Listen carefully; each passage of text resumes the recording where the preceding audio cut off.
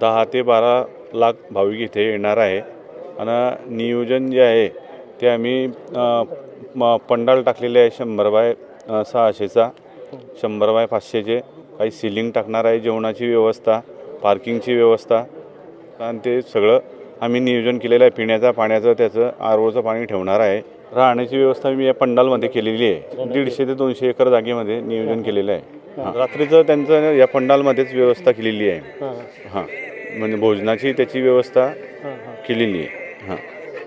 ट्रॅफिकची आणि पार्किंगची व्यवस्था आम्ही भुसावळ पार्किंग आसारामबापू आश्रमकडे केलेली आहे. यावलची पार्किंग आम्ही अंधाळा रोडला घेतलेली आहे. इकडून फैजपूर सावदाकडून येणारी पार्किंग आहे ते बोरटेक मार्केट कमिटी आहे त्याच्यासमोर घेतलेली आहे.